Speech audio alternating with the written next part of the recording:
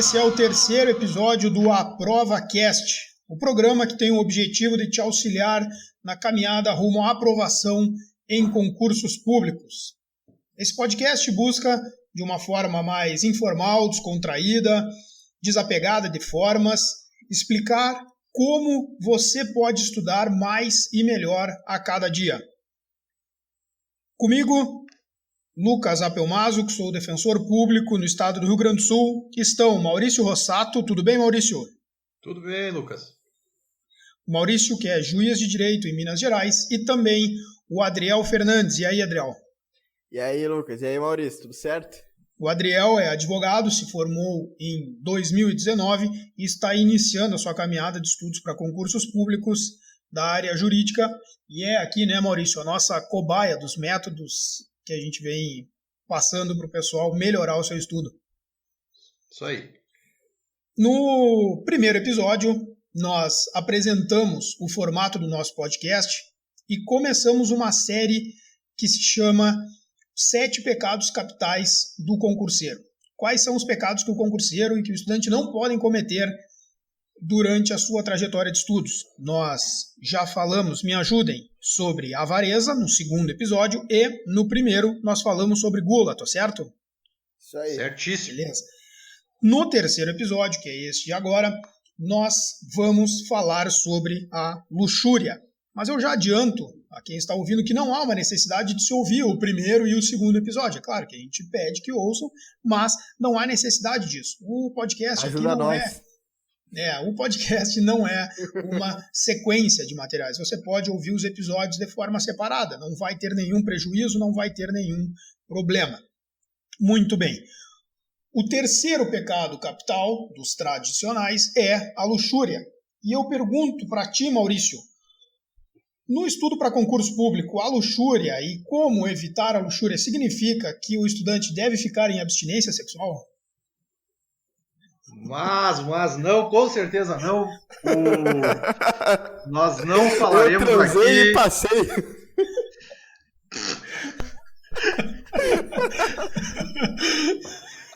Com certeza nós não falaremos aqui para o concurseiro não sucumbir aos prazeres da carne. Isso aí, inclusive, faz parte do momento, é um momento, às vezes, de estresse, um momento de aflição, e que, às vezes, isso até auxilia rumo à aprovação. Auxilia. Porém, Com certeza. Falaremos aqui da relação da luxúria com as falhas na aprovação relacionadas. Eu acredito que o primeiro ponto que seja interessante trazer é aquele costume, às vezes aquela coisa que a gente tem de somente querer estudar aquilo que a gente gosta. Eu sou fã, eu adoro estudar direito civil e eu odeio direito penal. Então, e sempre deixa o direito penal naquele cantinho, vai escanteando. Por quê? Porque o direito civil me dá prazer, eu gosto de estudar direito civil, eu poderia ficar o dia inteiro fazendo uma leitura sobre direitos da personalidade, direito de família, direito das coisas, mas eu vou para a teoria do crime e aí aquilo ali me dá um desprazer e eu fujo dessa matéria. Aí tem que ir no mercado. No momento em que olha no calendário, hoje é direito penal, e já dá aquela, ou foge, mas eu vou deixar, vou mudar aqui, hoje eu vou estudar consumidor. E eu acho que isso aí é um grande, essa fixação somente na matéria que tem prazer, pode ocasionar prejuízo ou prorrogar a aprovação.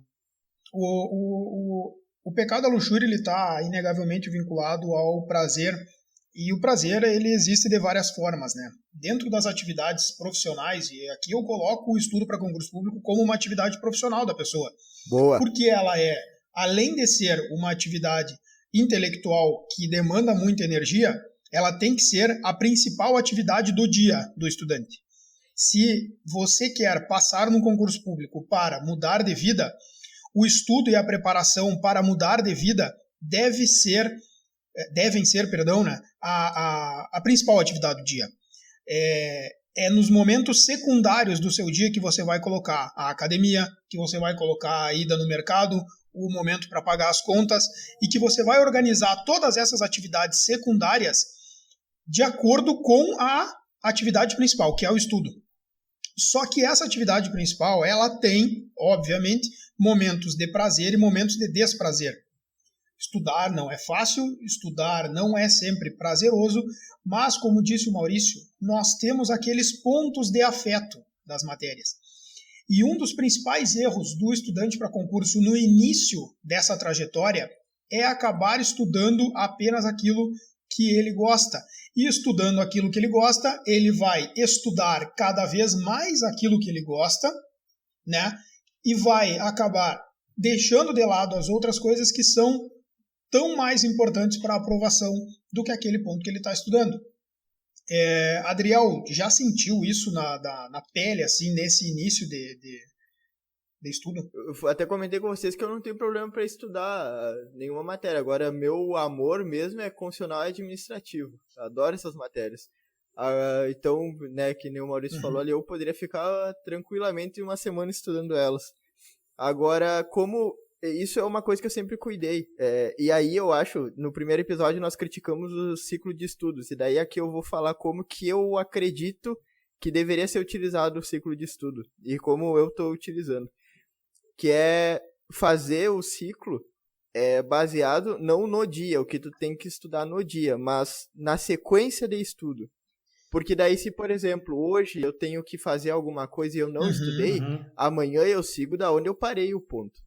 Eu não pulo, entendeu? Eu não boto tipo, não, hoje é dia de penal e amanhã é consumidor. Se eu não estudei hoje, amanhã eu vou de consumidor. Não, amanhã é dia de penal. Eu reorganizo o negócio, entendeu? Ah, sim. Para evitar que isso aconteça. Não pula a disciplina. Exatamente. Acho que isso é importante. Porque senão, vinculado ao pecado da luxúria, o sujeito ele vai sempre dar um jeitinho de pular aquela disciplina que ele não gosta, né, na semana. Esse vai ser o dia dele no mercado, vai ser o dia de pagar a conta. Isso, porque querendo ou não, mesmo que tu não goste, tu precisa no mínimo se tornar competitivo. E isso te exige que pelo menos 50%, né, eu acredito tu consiga acertar. Eu vi o relato de um rapaz que ele reprovou numa prova de juiz por 2, ele ficou 2 abaixo do corte. E ele errou 9 questões de tributário, porque ele resolveu não estudar a legislação tributária do Estado. Então, aí ele disse, ele ficou por 2 do corte, mas ele errou 4 vezes isso. Porque ele decidiu não ter estudado, né, a legislação tributária. Então, eu acho que o pecado da luxúria ele também pode ajudar em outras 2 coisas, tá?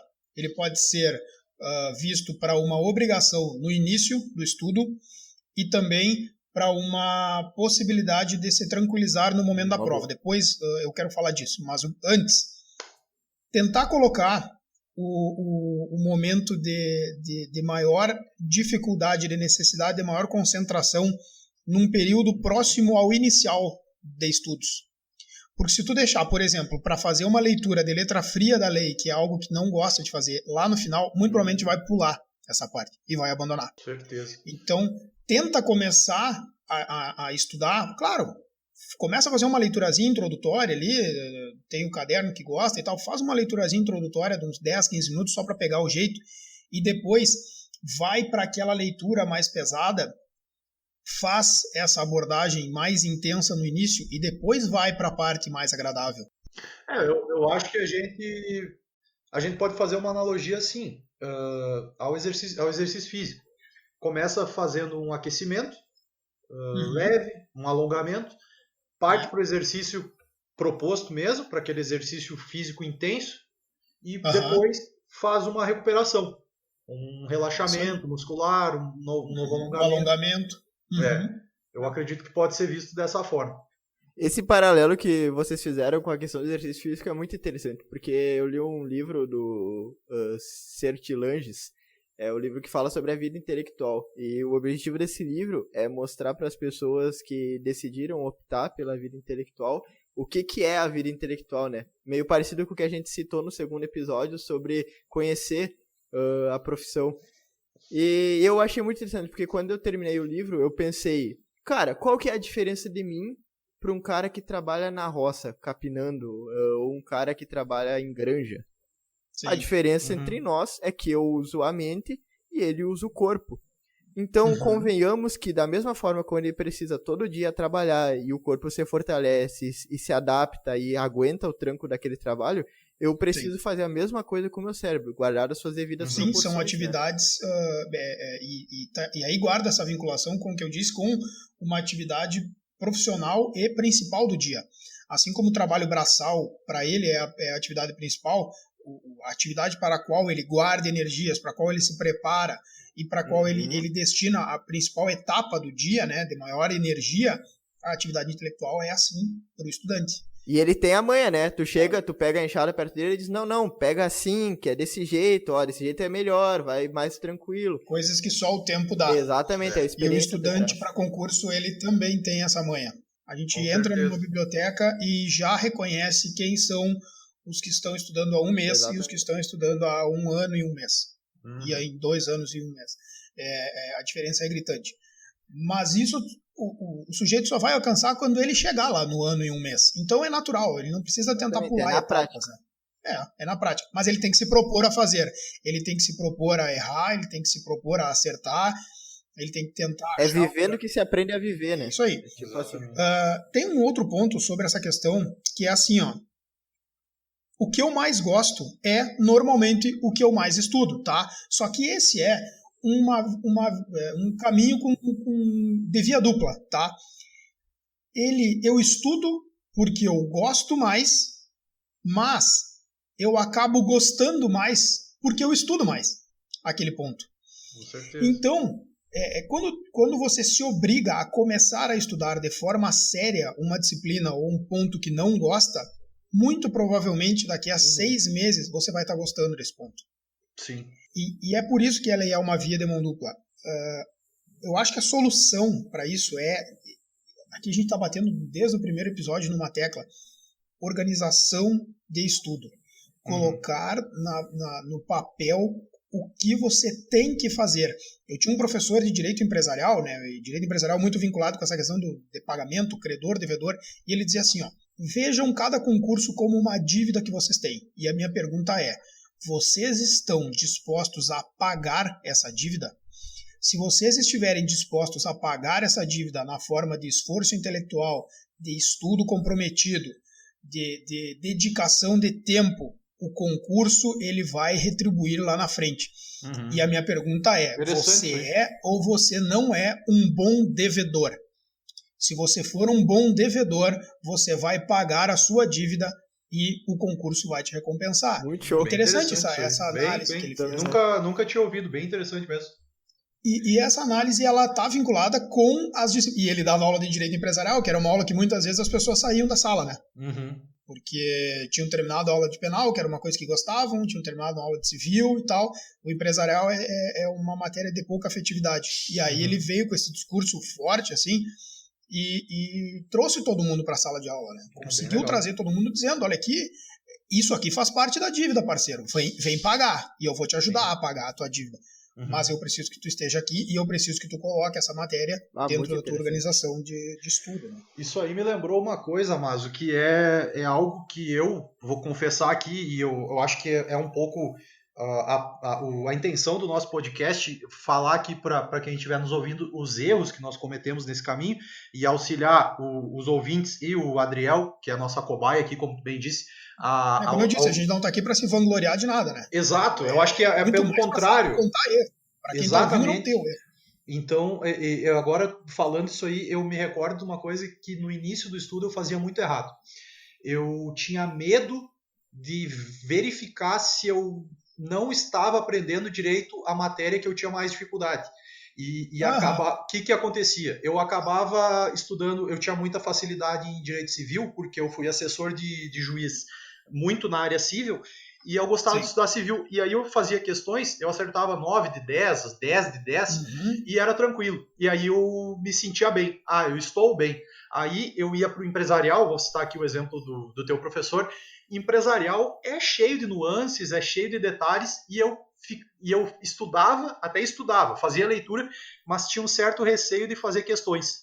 Por quê? Sim. Porque se eu estudasse e eu acertasse 3 de 10, eu iria ficar com aquele, eu não tô pronto, eu não, como é que eu faço? Eu ficava com aquele medo de ver os meus erros. Exatamente. E tu vê como isso é luxúria total, né? Claro, porque com medo de não ter prazer, tu evitava a questão. Exato, é aquilo que dizem, né? A felicidade é ter o máximo de prazer e o mínimo de desprazer. Então, só que no concurso público, se não criar coragem, olhar no espelho e dizer assim, eu sou ruim em determinadas matérias, eu preciso estudar elas, e eu preciso fazer isso com uma aferição objetiva, que normalmente é feito por questões, eu não vou passar. E foi o momento em que eu criei essa vergonha na cara, digamos assim, e comecei a levar todas as matérias da mesma forma. Eu estudava determinado ponto, aí eu ia para as questões. Se eu acertasse 9 de 10, beleza, essa matéria eu posso deixá-la um pouco mais afastada. Eu ia lá, eu estudava 3 e acertava 3 de 10, não, aqui está o meu tendão de Aquiles. É aqui que eu preciso focar os meus estudos, é isso aqui que é a questão que vai me faltar para ser aprovado. É bom ver as falhas? Não é bom, mas é observar essas falhas e corrigir elas que vão fazer ser aprovado. É o que falo, o diabo está nos detalhes, e é ali que vão te pegar. No concurso público, que é aquela questão, eu fiquei com medo de ver as minhas dificuldades. É isso aí que pode ser o diferencial, encarar esses defeitos, encarar essa dificuldade que vai fazer, de repente, melhorar e muito o desempenho nos concursos. Para mim foi assim. É um desafio solitário, né? Um desafio solitário que as pessoas às vezes não querem fazer, mesmo estando sozinhas dentro de 4 paredes. Ele não quer se confrontar com os seus próprios erros, né? Exato, eu acho que o mais difícil... Ele vai se confrontar. Lá no dia da prova ele vai acabar se confrontando. Quando ele bater o gabarito e falar, putz, eu deveria ter revisado o meu empresarial. E eu não fiz sozinho em casa, e agora eu vou fazer no gabarito. Isso, e o mais difícil é que não tem outra pessoa para te dizer o que tu é bom ou ruim. É um exercício de autoavaliação, um autoexame. Sim, exatamente. Adriel. Sim. Eu tô só ouvindo, porque é realmente complicado. Acusou o golpe, questão. Adriel. Olha, não tem feito questões de empresarial, né, Adriel? É muito... Eu nem estudei isso ainda. Sim. Cara, é exatamente isso. É o que a gente fala sobre organização de estudo, sabe? A organização de estudo... É complicado. Às vezes eu tenho vontade de dizer para as pessoas assim, faz o teu calendário e me manda, tá? Eu já fiz isso com algumas pessoas. E aí eu pego aquele calendário e eu coloco ele de ponta cabeça. Se a pessoa estuda no primeiro dia o ponto que tinha colocado lá no final. Por quê? Porque muito provavelmente ela colocou no primeiro dia do calendário dela aquilo que ela mais gosta. Aquilo que ela mais gosta não me interessa. Tá? Não me interessa, porque o que me interessa é aquilo que ela ainda não sabe, aquilo que ela ainda não descobriu. O que ela já sabe, ela já tem uma boa chance de acertar. Mas aquilo que ela não sabe, que ela nunca estudou, ela vai deixar lá para o final, ela não vai estudar, porque não vai dar tempo, ela vai ter empurrado o calendário um pouco mais para frente e tal. Então, vira o calendário de cabeça para baixo. Mas, primeiro ponto, tenha um calendário, né? Tenha um calendário porque sem calendário o estudo é inócuo. Sem organização, o estudo para concurso é leitura de cabeceira. Não adianta nada. Né? Sim. É o que eu coloco. É atividade profissional. Trate como tal. Cara, e isso é muito louco porque quando eu tinha comentado até no primeiro, quando tu sai da faculdade, né? Tu tem uma certa vaidade em relação a isso. E tu começa a perceber que talvez não seja tudo isso, né? Tu vai resolver questões e tu acerta 2 de 10. Por exemplo, quando eu saí da OAB, eu fiz a segunda fase da OAB em Direito Constitucional, né? Aí eu terminei a segunda fase e foi ter o concurso do TRF. Aí eu pensei, cara, Constitucional eu vou tirar, entendeu? Eu não vou estudar. Pensei, mas vou verificar, vou fazer umas 20 questões. Eu acertei 2 de 20. 2. Cara, eu percebi, eu fiquei num vazio, assim, pensar, caramba, o que eu estudei? Eu fui muito bem na prova da OAB, modéstia à parte, mas não foi nada perto das questões de concurso. E esse é um ponto que depois nós vamos conversar em outro episódio, né? Cada prova tem uma amplitude de cobrança e uma profundidade de cobrança, né? Existem concursos que são um poço com 2 metros de profundidade, outros são um oceano com 2 centímetros de profundidade, e outros são um oceano com 2 metros de profundidade. Exato. Mas o sujeito tem que saber aonde ele vai entrar, porque senão ele vai se afogar, mesmo que seja num poço com 2 centímetros. Eu acho que, tentando sintetizar um pouco tudo que a gente falou aqui da luxúria até agora, eu acho que a luxúria ela é um dos pecados que ela te gera uma falsa realidade. Por quê? O candidato, ele vai lendo só o que gosta, vai estudando só o que gosta, e ele deixa de fazer uma verificação de realidade.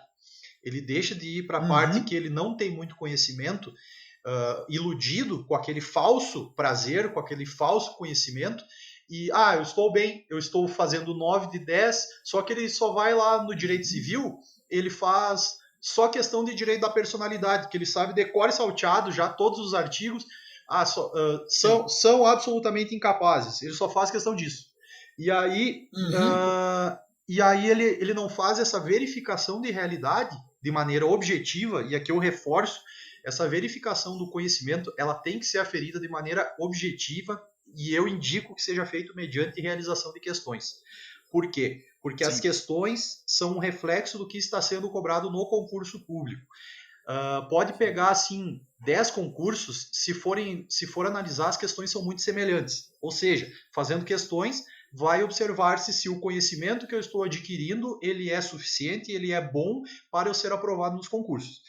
E fazendo essa verificação de realidade mediante a realização de questões, o candidato sabe se está estudando a matéria que ele gosta de maneira correta, se ele está estudando a matéria que ele não gosta o suficiente e de maneira correta. E eu acho que esse prazer da luxúria, ele evita fazer essa verificação da realidade. E isso pode ser uma armadilha que vai evitar a aprovação. Vou dar um exemplo claro para vocês, tá? O sujeito é apaixonado por hermenêutica constitucional. Análise filosófica, argumentação... Alguma indireta? Não, mas eu gostava de estudar essa parte, tá? E eu te pergunto, quantas vezes tu viu isso sendo cobrado em provas objetivas? Muito pouco. E aí tu vai passar quanto tempo estudando para isso? Agora, em contrapartida, quantas vezes tu viu ser cobrado aquele xalalá de Constituição, eclética, Constituição, analítica, classificações? Classificações. Bastante. Pois é. São 10 folhas num livrão de 10 mil questões. Ou artigo 22 ali da Constituição Federal. Eu não gosto de decorar. Ninguém gosta. Meu Deus. Ninguém gosta. E aqui, isso que a gente fala, não dá prazer. Decorar, por exemplo, a competência do STF, do STJ, da Justiça Federal, não dá prazer. Mas é algo que tem que ser feito. E aí tu tem que encontrar subterfúgios para eliminar esse desprazer.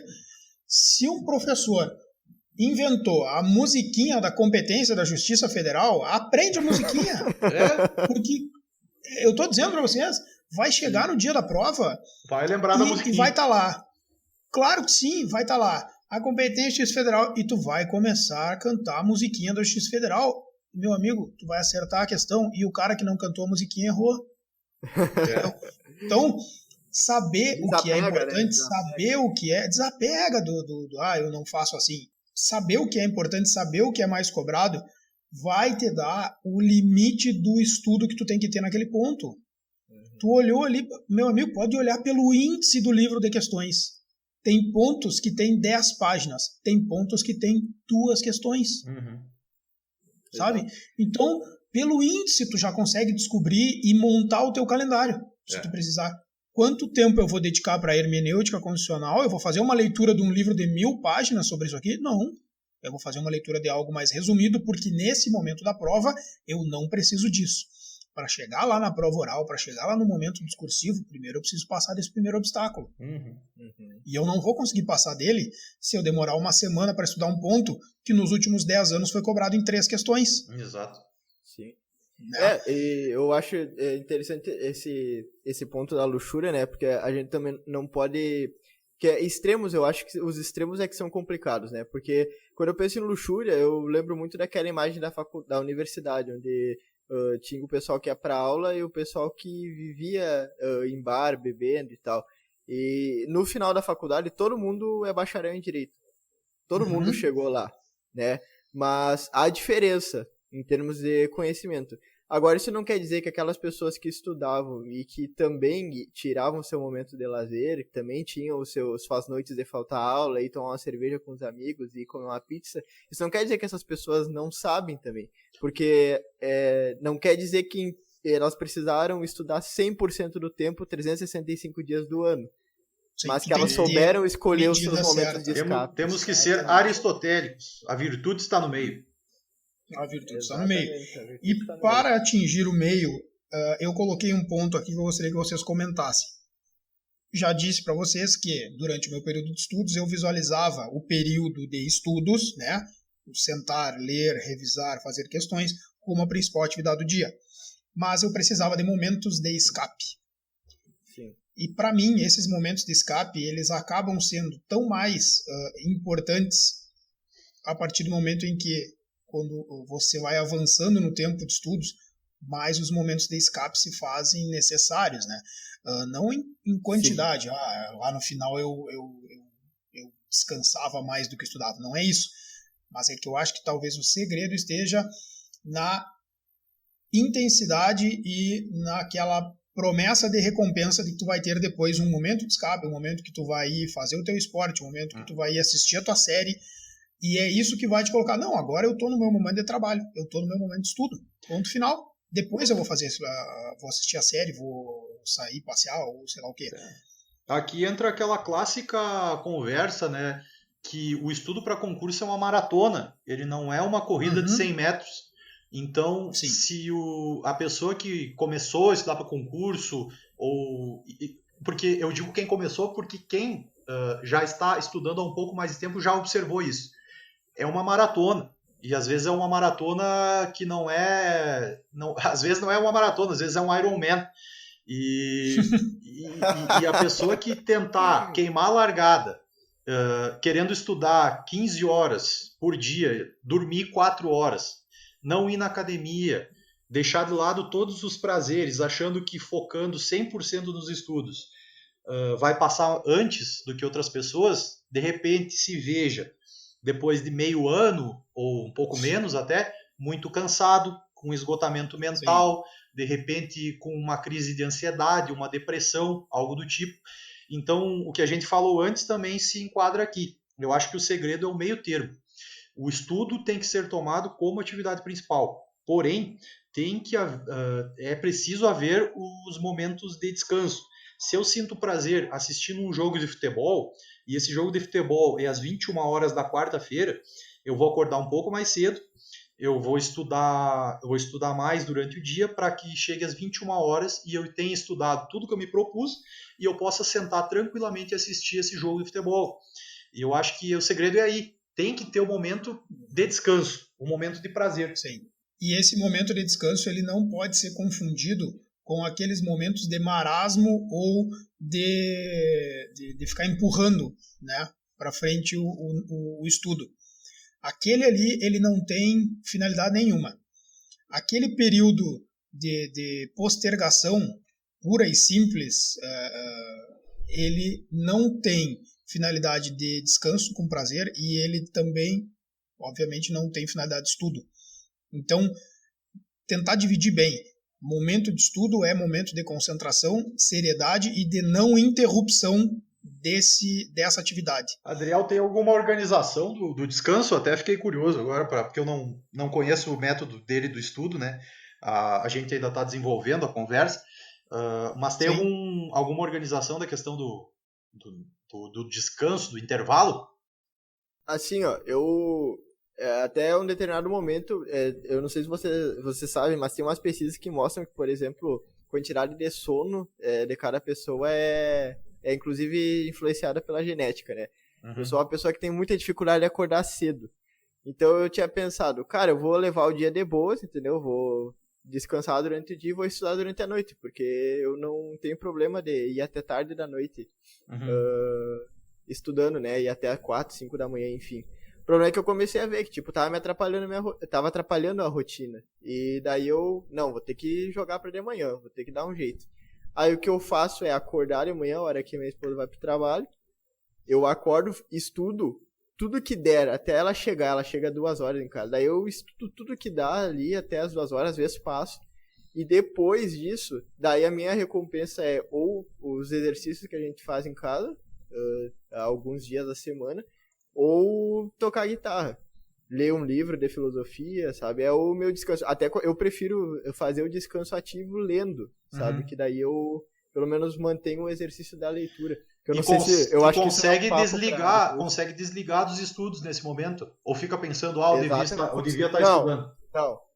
Não, nesse sentido eu consigo ser pragmático o suficiente pra, tipo, não, até porque eu fiz um trato comigo, um mês atrás eu tava nessa, eu estudava, daí eu ficava pensando, aí eu pensei assim, quer saber, cada vez que eu pensar eu deveria estar estudando, eu vou levantar, ligar meu computador e abrir um PDF e ler, cada vez que eu fizer, aí eu fiz isso uma semana e deu, nunca mais pensei. A minha pergunta é porque eu fazia isso. Eu ia até a academia, eu ia na academia e fazia meus exercícios. Só que eu ficava pensando que eu precisava estudar. Aí eu comecei a ir para a academia com fone de ouvido com áudio de lei seca.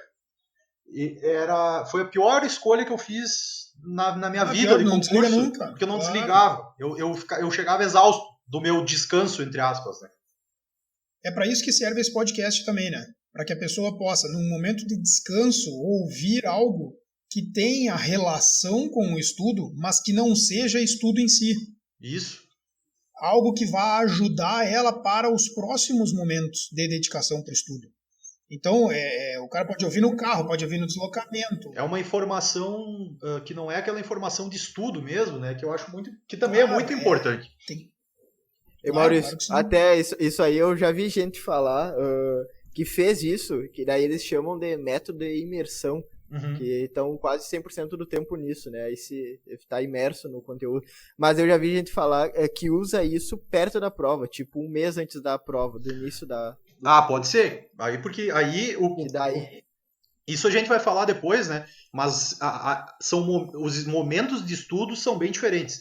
Quando está sem edital, quando abriu o edital e quando está próximo à data da prova. Isso aí não é um estudo estanque, né? Sim, porque o pessoal diz que isso é muito cansativo. Dar um sprint na maratona, né? Exato. Aí tudo bem. Agora ninguém consegue correr uma maratona dando sprint. Não. Senão não é sprint. Exatamente. Um último ponto que eu quero tratar com vocês que também é importante, que é a questão dos excessos no momento de lazer. Importante. Eu acho que o excesso no momento de lazer, ele está vinculado a uma questão, ao comprometimento que esse lazer gera na próxima vez que tu vai estudar. Então, excesso de bebida alcoólica que gera um comprometimento no meu próximo período de estudos não é saudável. Excesso de atividade física que gera um comprometimento de cansaço extremo no meu próximo período de estudo também não é saudável. Essa é uma boa medida. Fazer o momento de lazer que não comprometa o próximo. Vocês concordam com isso? Eu concordo. Com certeza. Por exemplo, tem que pensar no teu objetivo, né? Tu tá, por exemplo, pensando na questão do exercício. Tu quer ser um bodybuilder? Tá indo na academia para ser um bodybuilder? Não, então por que tem que rasgar todas as fibras musculares possíveis e no outro dia não conseguir ficar sentado? E aquilo, né? Vou tomar um tragão no domingo à noite, aí na segunda-feira já era, né? Que tu não bebe, né? Daí pra ti é fácil. Mas eu acho que a questão é a seguinte. Tem a pessoa que vai, por exemplo, o amigo convidou para ir no bar. Vai lá, gosta de tomar, toma 2 cervejas, ou vai lá, sai com ele para conversar e volta para casa. No outro dia o estudo perfeito, sem comprometimento, tranquilo. Exato. O problema é quando o amigo convida, aí ao invés de tomar 2 cervejas, toma 10. E aí no outro dia não consegue... Vai carregado para casa. Não consegue estudar de manhã, começa o estudo só à tarde, com ressaca. E eu acho que é nesse sentido. É preciso que haja um momento de descontração e que sejam escolhidos eventos, escolhidas datas, para que de repente tenha essa exasperação, esse momento de loucura, digamos, que ninguém vai. Nós somos humanos. E, por exemplo, o casamento do meu melhor amigo. Cara, te dá esse luxo. Vamos lá, Te dá esse luxo. Agora é a fé, agora é o momento da festa. Mas que seja planejado. Mas você guarda para esse momento, né? Exato. Isso não pode se tornar o normal. Esse momento de loucura, ele tem que ser pontual. E nos outros momentos de descontração, ele tem que ser contido, pensando no prêmio lá na frente. O concurso a recompensa ela vem a longo prazo. É uma escadinha, né? Tem que pensar primeiro no primeiro passo, a humildade faz muita parte também do concurso. Exatamente. Bem, nós vamos fechar com o nosso quadro com o cara de prova. Maurício, o que nós temos no Com Cara de Prova hoje? Hoje a dica é sobre direito do consumidor. No informativo recente aqui do STJ, saiu em março de 2020, dizendo que é nula a cláusula de convenção de condomínio outorgada pela própria construtora que prevê a redução da taxa condominial das suas unidades imobiliárias ainda não comercializadas.